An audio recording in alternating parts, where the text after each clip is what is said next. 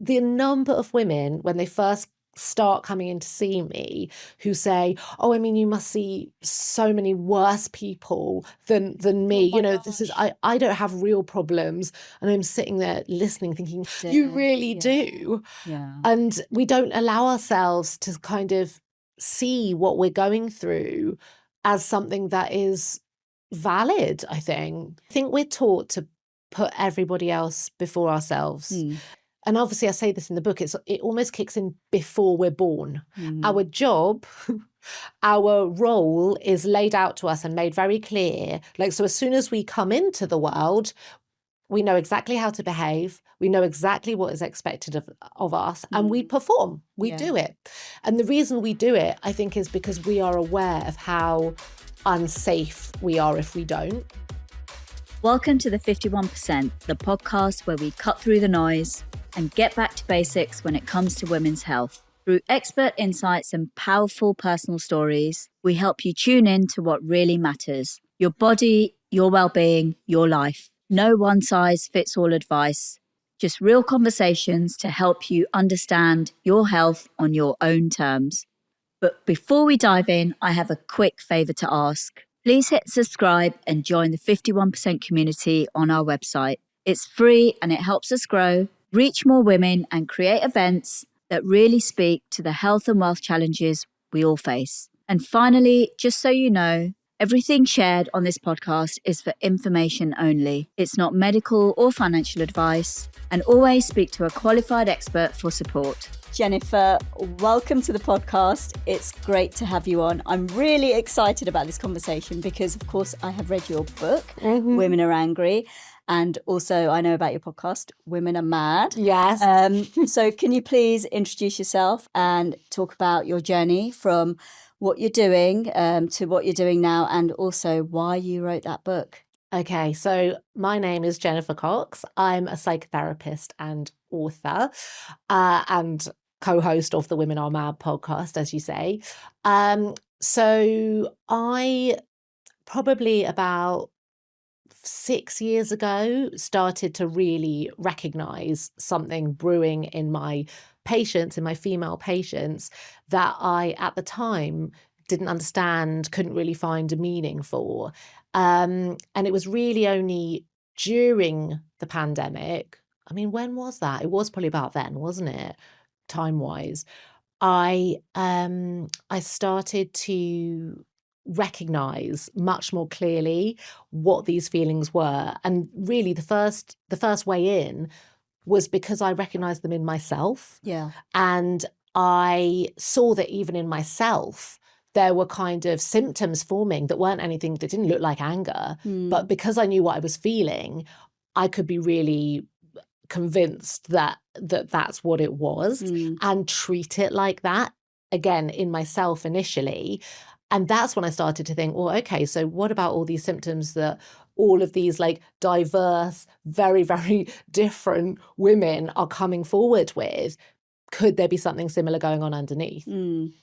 Wow. Okay. So I know, obviously during the pandemic, a lot of women took the brunt of that with caring responsibilities. Yeah. And I guess a lot would have come out of that in terms of feelings, emotions, anxiety, depression, all sorts perhaps would have come out of that. Yeah. But before we go on, I just want to clarify, you said you're a psychotherapist. Yeah. But there's also a psychologist, a psychiatrist, and a counsellor. Now, I just want to, clarify what are the differences, and at what point would someone go and see each of those? Because for me, if I was having an issue, if I was feeling something wasn't right, mental health issue, for me, generally, I would think, oh, I need to go and see a counsellor. I wouldn't think psychotherapist or psychiatrist or think something like that, because that sounds a bit scary to me. A bit more kind of medicalised. Exactly. And so I just want to kind of get that clear. Well, you're right in that a psychiatrist is a medical doctor. So they've obviously done their full medical training and then specialised in psychiatry, which is the mental health side of, obviously healthcare. And so they can dispense drugs, and they, often work in hospitals or, kind of clinical settings that are designed to help people often with much more acute and chronic kind of mental health conditions. And psychologists, it's much broader. So you get a whole range of different psychologists specializing in different areas. But I suppose what I would see a psychologist for is if I wanted a diagnosis of some kind. And I wanted that to be done professionally, which obviously every diagnosis should be done professionally. But I think these days it's getting a little bit more haphazard. And I think if you had a kind of very specific like set of symptoms, like, if you had OCD, let's say, and you just needed, or a phobia of flying, I'd go to a psychologist because I think they could do really good short-term intensive work on that specific problem. Counselors are for, I would say they're, well, let's do psychotherapists first, actually, because that's where there are longer term issues. So things like problems that have maybe followed you from childhood. Even things like, I just feel lost. I feel full of doubt. I don't really think I know who I am. Like these sorts of issues that are much more like personality based and much more to do with ourselves in the world and how we're making sense of that and how we're coping with that. That's what a psychotherapist is for. You can expect to do long-term work, often for years. I myself am still in psychotherapy. Like, I will never stop having my own therapist. I need my therapist. You could argue to help look after everyone that I'm looking after, but also just in terms of being able to, sort things out as they arise. It's almost like going to the gym for me. It's like that's what I do instead of going to the gym. I sort out my head first. And then counsellors are often for, again, kind of shorter term work. The trainings aren't as long for counsellors. So they themselves might have a kind of specific area that they specialise in, like grief, for example. And I think people generally wouldn't go and see them for as intensive a time span as they would for a psychotherapist. It's hard because how do you know that you need a longer time span? But,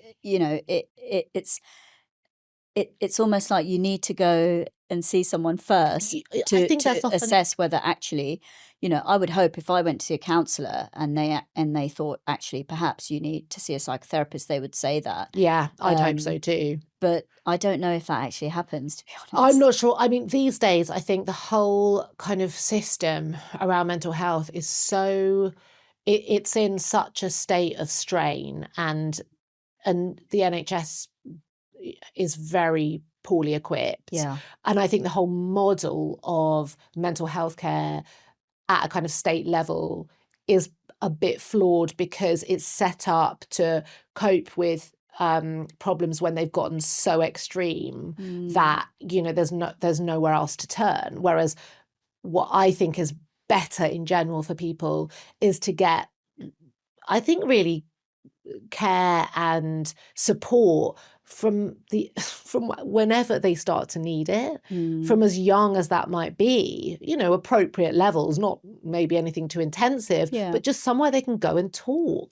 Because very often that is what we all just need in order to stop things getting more out of hand and more like concretized. And I guess you need someone neutral as well. That's it, a sounding board with no agenda. Exactly. And it's confidential and it's safe and you can say anything. We all need that. Yeah, absolutely. I think if everyone could be assigned someone to speak to, even if, it's weekly or monthly, I think that could do absolute wonders. So do I. Mind, for sure. The worrying thing is that I think now, because of things like ChatGPT, I think people are starting to use that as a proxy. And it's scary. It's sort of, you kind of think, okay, if you're an adult, good luck. But for kids, we know that this is going very wrong. So that is worrying to me. Yeah, I'm not going to get into the whole AI thing because that's a scary. whole other. And personally, I think, AI is great. I think there's, it does great things, but I think it's potentially in the hands of not great people. So that's my opinion of it. But I want to kind of get into the nitty gritty of, women and their mental health. Yes. Now, you see a lot of women. Yes. Of course you do.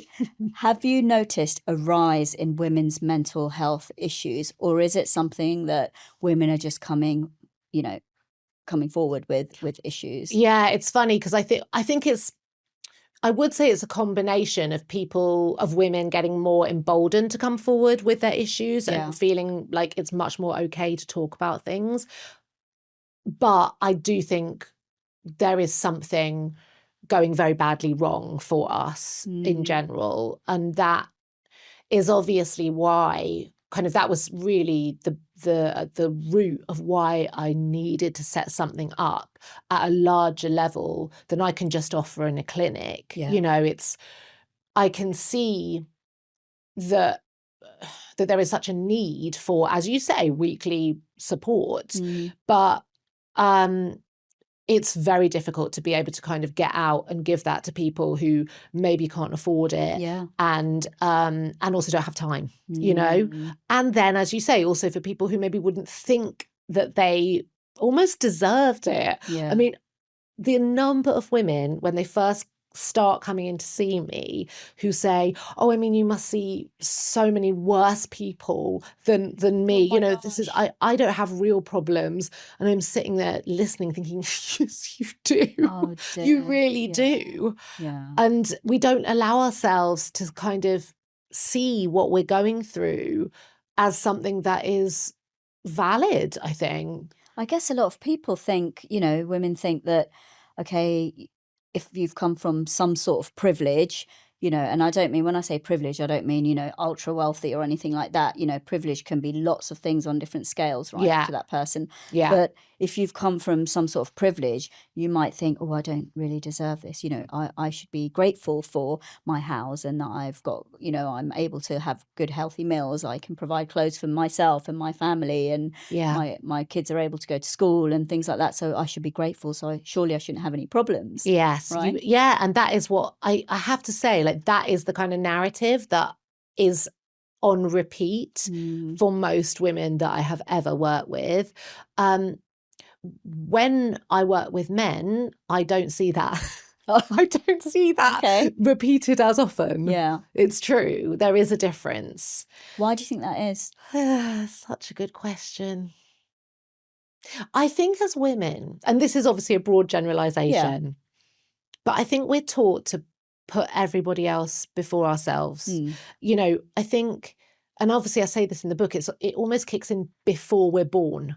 Our job, our role is laid out to us and made very clear. Like, so as soon as we come into the world, we know exactly how to behave. We know exactly what is expected of us, and we perform. We do it.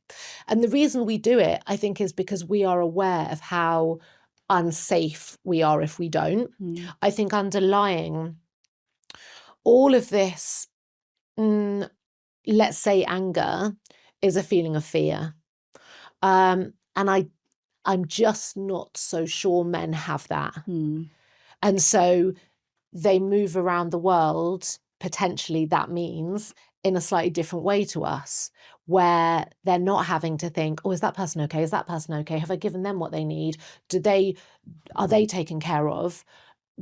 Because indirectly, if they're all taken care of and they're all happy, we're safe. Yeah. And I don't think they have that so much. I want to ask you a question about your opinion on something. And I have a bit of a kind of mixed feeling on this. And, now women are also told how to speak, right? So, you shouldn't say sorry. You should say, oh, thank you for waiting, or, thank you for, whatever, instead of saying, oh, I'm so sorry, I'm late, Now, I have a bit of a problem with that in the sense that if you're sorry, you're sorry. Just say it. Yeah. Obviously, you don't have to beg and say, I'm so sorry, please forgive me. You don't have to go down that route. But a simple, I'm really sorry I'm late, and that's it. Yeah. As opposed to, oh, thanks for waiting. So now it's like, now I have to think about what I'm saying, how I look, how I perform, what I'm wearing, now I have to, there's that added layer now. Yeah. So what are your thoughts on that? Because I hear a lot of that, Yeah. don't say you're sorry, say this instead. It's like To another act police more- thing. Yeah, Of us. almost like to feel more kind of, I don't know, have more power or something like that. And then I feel like, are we trying to tell women to act more like men now?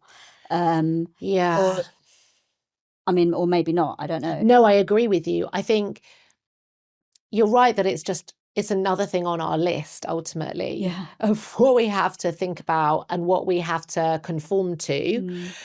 I think the issue is that we've spent so long being sorry. So maybe not even necessarily getting to the point where we say it. It's that kind of historically we've been tucked away on the sidelines, almost apologizing for our very existence, knowing that we're not allowed to take up the space and come into the room, and knowing that if we do, it's a breach. It's like, oh, get back. They heard you. Hide, get back and hide. Yeah. So I think it's though it sounds extreme, stop saying sorry. I think what this idea is trying to kind of recondition us and get us to form new habits. So like you say, what's the harm in, I mean, of course we all make mistakes. We should be able to say sorry. It's bizarre for that word to leave our vocabulary, but we should be able to say a simple sorry and not feel it for the rest of the day and not be kind of hounded by it and think, oh my God, I really messed up and sort of almost as if it's got us on the back foot and we're kind of apologizing for ourselves virtually for the rest of that meeting or work day, whatever it is. We can't quite correct it. So I think it is more about just shedding the attitude of sorry and the attitude of self-apology and sort of self-erasure. And that doesn't mean never using the word. Yeah, because when I'm at home and, if my kids are like done something and they don't apologize, I'm like, you should apologize for that. Rather than saying, oh, Mum, thank you for, it's like, no. Thank you for making my dinner every single night. Exactly. And me never helping. Yeah, exactly. I want an apology when you come down really late, when I've called you 50 times. No, that is... And, you say, oh, I'm really sorry, I'm late. I got stuck doing X, Y, and Z, whatever it was, instead of just coming down and not apologizing or even acknowledging. It's just finishing a phone call with a friend or a massive Snapchat discussion. Yeah. Whatever it is. But sometimes I do want a sorry. Yeah. So I was just, I don't know. I think for me, it was like not using the word sorry. It's kind of, it's part of my, it's part of me. And I find it really difficult not to say sorry when I feel like I just should. Yeah. It just comes out naturally. And now I have to think about, oh, don't say sorry.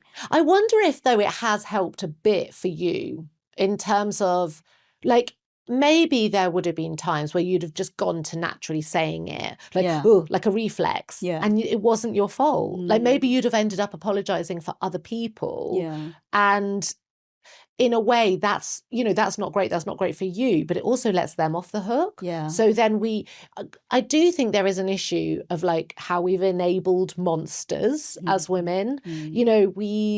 And I think maybe this is what a lot of women I work with are starting to wake up to is, shit, like I did not hold that person to account. I did not expect better back then. And I think I'm paying the consequences now. Yeah. So I think just being more conscious of how often we use it is good and not reverting to it as reflex. Yeah. No, absolutely. So what is going on? Are women, I won't say are women going mad, but are women really angry? And why are they really angry? Yeah. I think, yes, they are. Like, that is just the simplest response. They are angry, and they're angry because they essentially are being expected still to do all the roles of the past, the domestic caretaking roles.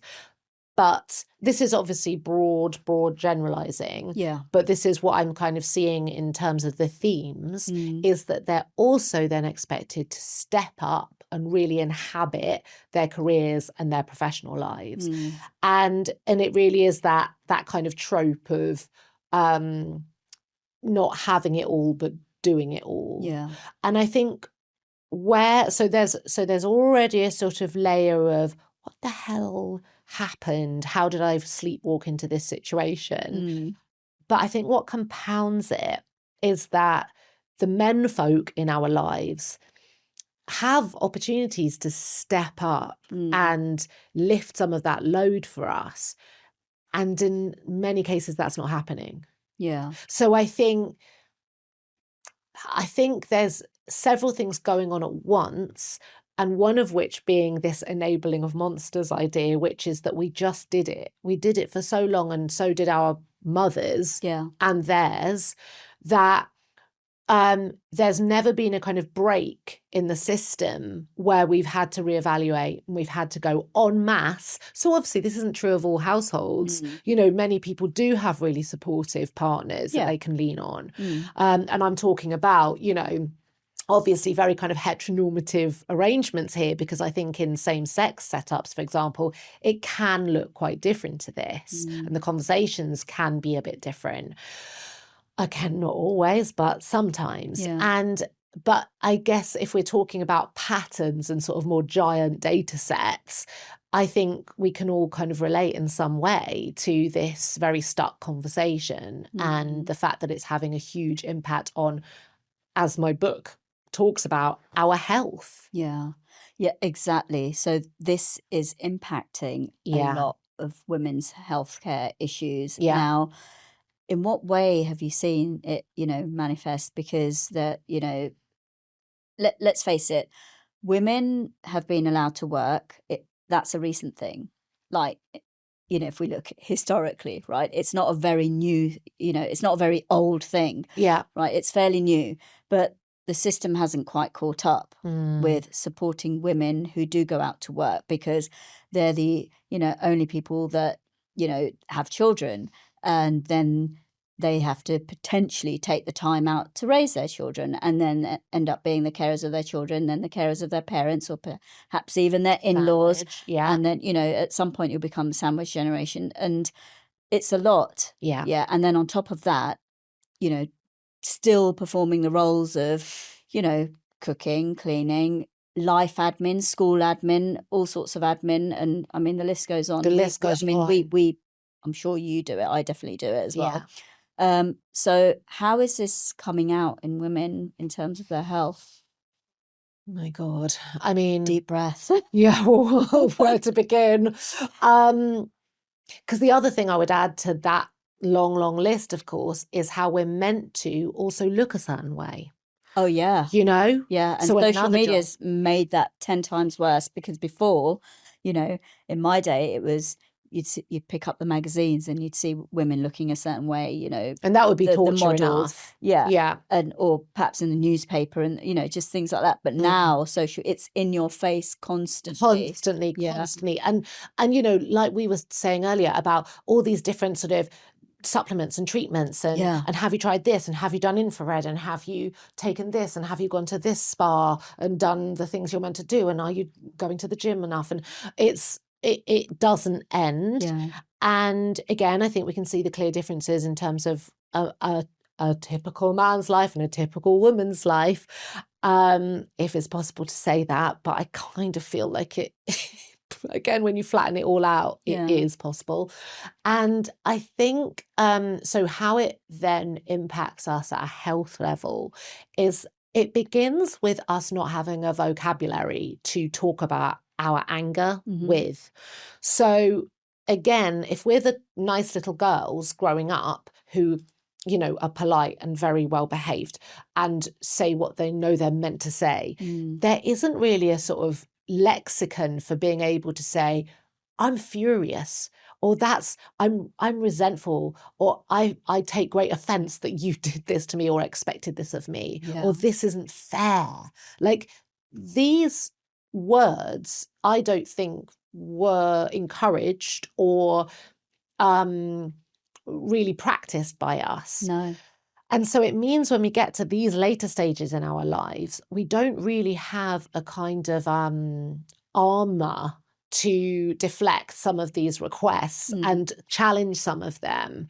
So they just come straight in and we absorb them. And before we know it, we're just adding them all to the long, long list. Yeah. And I think our minds and our bodies are at breaking point now. And the way that shows up is very often indirect. So I've had women come in like with all sorts of physical conditions that, you know, become apparent. They obviously aren't coming to me in the first instance for their physical ill health. But of course, your therapist ends up sort of knowing everything about you, which is the beauty of having a therapist, is that there's someone with a mind on me, on the whole of me. And so you start as that therapist sort of forming ideas and associations between, oh, how funny. So she's talking about this week, and she's also saying, and this is the week where the headaches really kicked off. Right. And I'm wondering what is the relationship there? Or she's got really bad IBS at the moment. It just so happens that, you know, as you say, she's had to step up and look after her in-laws and their house move, or whatever it might be. And sometimes, because we're so busy as women, and as I say, we don't have the vocabulary to really discuss that end of our feeling spectrum, we don't put those things together. And we don't even let them into our mind in that way. They just don't it doesn't occur to us. And so I think what I've been trying to do is kind of have it occur to women now that maybe if they start asking certain questions of themselves and their lives, they will find answers to maybe some quite chronic, for example, health conditions that have bugged them for a really long time and that they've never connected. So what do you suggest women do? I mean, every woman's case is going to be completely different, of course. But, you know, is there anything general that women can do, you know, on their own? You know, and let's face it, you know, obviously not everyone can afford a therapist. And if you are going down the NHS route, God knows how long you're waiting. Years. Exactly. So what could a woman do if they aren't able to see anyone? I mean, how do they tune into that? Because it's affecting your mind, is affecting your body, and potentially vice versa as well, because your body's not in shape. Obviously, it's affecting your mental health as well. It's like a vicious cycle. It is a cycle. Yeah. I mean, I have tried to, in the work I've been doing in the last couple of years, so that's with the podcast, that's with the book, get anger into our everyday conversation. So just make it so much more ordinary that we, as women, even though we've never had it be encouraged really before, start to think of ourselves as being angry. And that doesn't need to look like an aggressive kind of anger. It can be a very quiet, impacted sense of injustice, or a kind of righteous feeling of anger at what we haven't been allowed or what has been expected of us.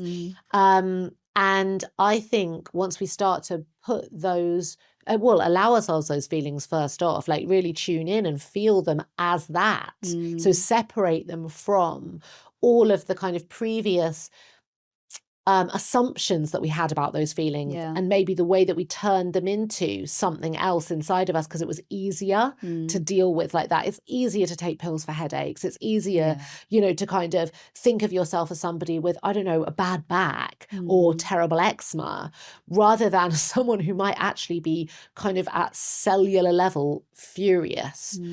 So once that permission has been given by ourselves to ourselves, I think then it's about trying to look at, well, if it's stuck energy in the body, is it worth us releasing that somehow? Is it worth us seeing it as this kind of separate like source of something that could be even looked at as a fuel, and channeling it off in a different direction. Yeah, no, absolutely. I think it's hard when, we just mentioned that women are busy. Yes, Yeah, a lot of women are busy. very I won't busy. generalize and say every single woman is busy, but I suspect they probably are. So, trying to fit that in and taking some time out, because it's not going to be solved in a minute. You need a fair bit of time out, even if, at least I'd say an hour, right? Yeah. To tune in and see what's actually happening to my body. How am I feeling? Yeah. What I would say though, because I thought about this quite hard in writing the book. Like, what can we expect of women? Yeah. They're already doing so much. Like, we don't want to be helping police them again. Yeah. Have you done your time out? Yeah.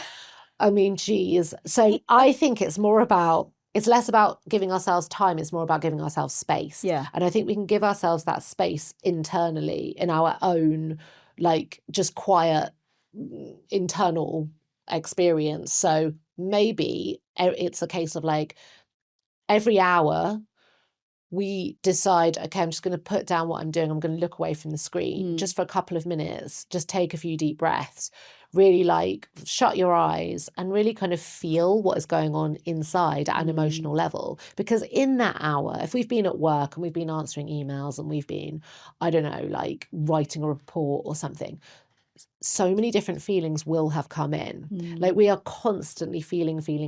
We're like feeling machines. Yeah. And yet we don't listen to those feelings most of the day. Yeah. It's only when they reach a crescendo and we think, oh my gosh, this is, out of hand. That's when we pay attention. And again, that's too late. I think we need to be keeping kind of rolling record of what is happening in order to kind of stay ahead of it, really. I can feel the tension rising. I can feel my irritation with this person is getting really overpowering. Yeah. What should I do at this point to like resolve that or handle that, so that it doesn't really squash me, take me over and squash me. Yeah.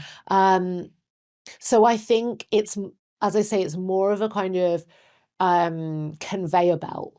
If we can get better at doing that, then I think we're left with fewer of those really like extreme repercussions of packing it all down until the end of a day or the end of a week. Like, this is why people, I think, drink a lot of the time. Yeah. They get to an exhausting end of a day and they just think, oh God, I want to switch it off. Yeah. I just want to be able to escape, obliterate, like drown it out. Yeah.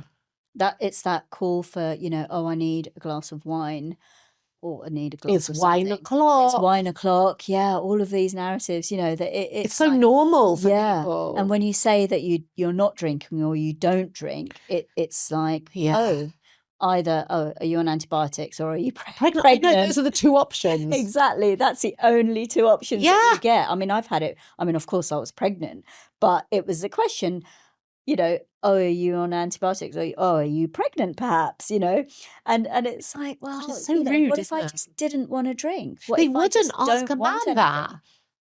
Well, they wouldn't. No, they wouldn't, because a man can't get pregnant. But even on the antibiotics thing, I just think it would be like, I wonder what they would ask him. Like, oh, are you training for something? Maybe. Yeah. I think there is so much pressure in this society to drink, isn't there? That I don't believe he gets totally left alone. But it's probably a lot less intrusive than saying, are you putting something into your body that means that you can't? Or have you got something growing in your body that means that you can't? Yeah. It's true. And then, of course, social media makes things 10 times worse. Now, what are your thoughts on the landscape of social media when it comes to women, and how it's affecting their mental health? Well, I've got a lot of thoughts on that. What I've started to notice lately, I don't know if you've ever seen those like little reels that are made by particular women influencer type people about other women and how men have said horrible things about them, and they kind of cut them together with photos of these gross men who really slag off like this particular celebrity's body, and or they say, oh God, what, she's only 24, she looks at least 50, and then she clips like a picture of the man who said it as a sort of like, are you qualified to criticize? And they're really good, because they're just very simple, sort of like holding mirrors up. But that kind of, because I've only been on social media for a couple of years, because I hated it. And I'm a therapist, it's very difficult to have that kind of public, profile. So I haven't. But with the book and the podcast, it was unavoidable. I had to do it. So it's this constant navigation of how to do it and how to do it kind of safely, and how to sort of try to minimize my exposure to all that kind of horrible stuff. And I haven't minimized it fully. Like, I'm appalled by half of what I see. And I have myself come under fire for, like, basically not keeping everybody happy. Not keeping every single person out there happy and giving them what it is that they specifically, as an individual, need me to say. I can't do it. And it's that I need to grow a thicker skin. But the trouble is, I'm a therapist and I need a thin skin. My job is... But why is the onus on you to grow the thicker skin? This is the thing. And it's always, well, you have to change, not me. Do you see? It's like you're the problem. It's true. And I step up into that. Yeah. And I say, oh God, I know.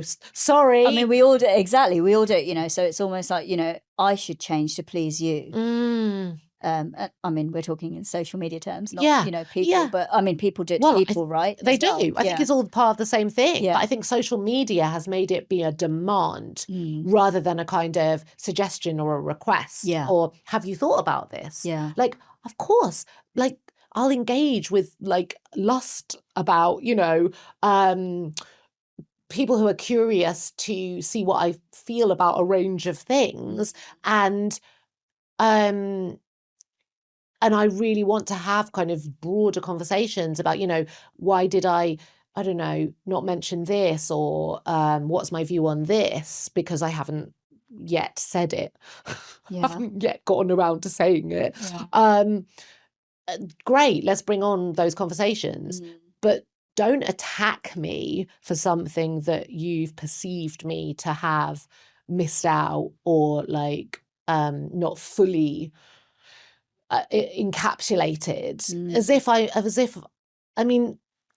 I owe something, and I have to, again, it's like keeping every single human being on the planet happy, and it's not possible, and I need to. You're right, the way that we demand this of each other, I think, needs to change. But I think how I demand it of myself needs to change as well. But you've also got now on social media, and I'm sure obviously it happens even without social media, women, saying bad things about other women and putting them down, or saying, it's the worst. It's like, I have to say it's the worst. I'm not saying that women should always support women. No, you shouldn't support a woman that's not nice and horrible, and as in it is what it is. If that person's not nice, that it is what it is, right? You don't have to get behind her just because she's a woman. Exactly. There is that. But there's people, it's almost like everyone has to scrutinize a woman now, for how she looks like, how she dresses, what she's doing, what she's not doing, what she says, what she didn't say. Yeah. And it's, I call it burn the witch. Yeah. Okay. Because it feels like, I think it's coming from a place of, it's hate. Yeah. And I think it's envy. I think it's like this mix of hatred and envy. Yeah. So it's quite a heady mix. And I think because of how we've all been treated in our different ways as women, and our feelings about that, there's a lot of hatred that's sort of grown with us, and we need to put it somewhere. And because we haven't had like easy places to sort of discharge these more negative feelings, other women are a ripe candidate for it. Yeah. And it's really unfortunate because it's ourselves we end up shooting in the foot by doing that. I do think if you attack a woman, you attack yourself ultimately. Yeah. But we've done it throughout history. You know, we've pointed the finger and said, she's the witch, I'm not. Yeah. And once you're a witch, it's that thing of like, oh, if she didn't drown, then that's even more proof she's a witch, so we need to burn her. Yeah. Like, you cannot get away. Once you've been branded, that's it. And I don't think it's possible to be in the public eye as a woman and not be branded. You know, that you will fall. There is no way that you will just be on a kind of pedestal for everybody. You'll upset people just by existing. I think splitting is a real problem, especially for women in the public eye. And by that, I just mean on social media, you know, because if you have an account, you're in the public eye. Yeah, of course. And then you're fair game, and nobody thinks that a lot of people don't think that there is anything wrong with targeting you because you chose to be there. So you deserve it. Burn the witch.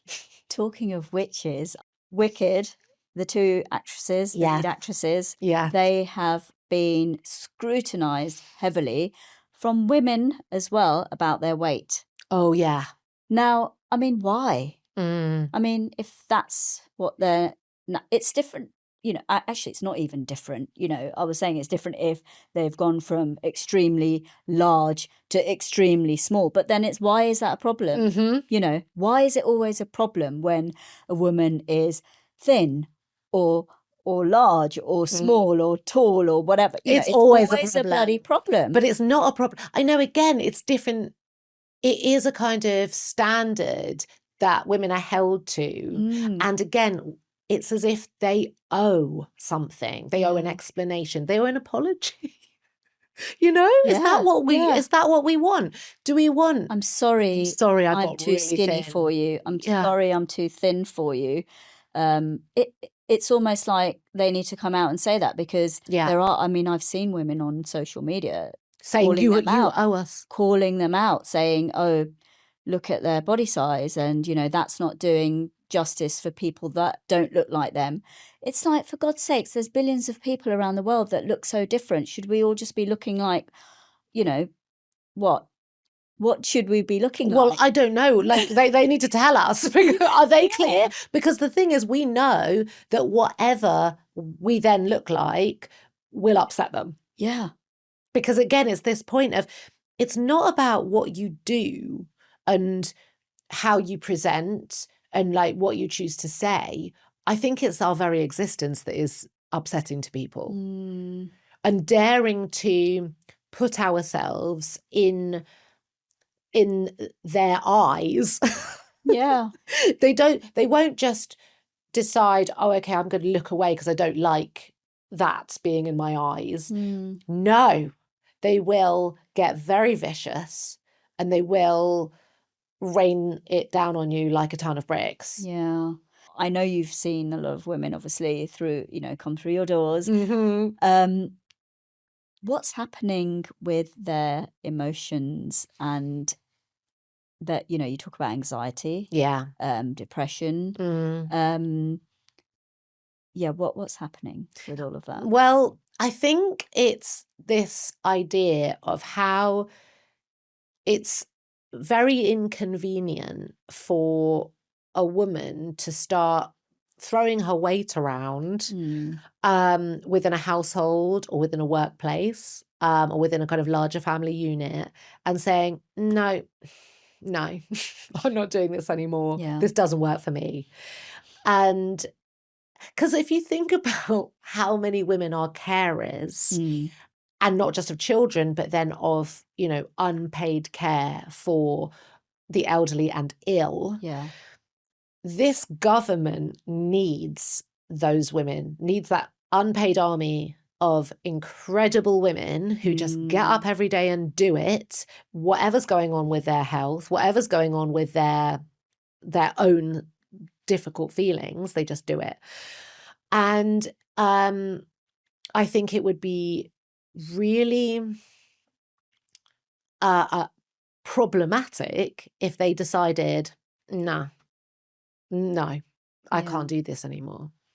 So instead, there's a kind of unwritten rule that you won't say it because everyone will block their ears if you try to. Yeah. And so instead, you've got to try and put it somewhere else. You've got to put those feelings somewhere else. And I think what our brains do is they learn to sort of convert them into more convenient, more appropriate forms of expression, such as anxiety, such as depression, because those things aren't going to impact on other people in the same way as if you suddenly just down tools and decided that's it. There's a country who every year decides to just, all the women, they stop doing whatever they're doing for the day. They go on strike. Oh my, really? Yeah. I'm going to have to look that up. Yeah, I'm going to have to go there. Yes, maybe we could go on the day that day. On the day. Yeah. It's not a bad idea. Yeah. My God. And then what happens though? What happens? No. I kind of feel like it's very scary. I feel like this is like some kind of investigative report that I'm going to have to do. Yeah, you go might there go to wherever it is. And do some interviews. Yeah. But the thing is, if that happened here, if all the women went on strike, it would grind to a halt. People would die. Yeah. Oh, yeah, absolutely. But that must be the case there. Yeah. I mean, yeah. I think we should go. I'm going to have to look that up for sure. I mean, obviously, women are, we're in the UK around 51% of the population. If we just stopped everything, that would be interesting. Yeah.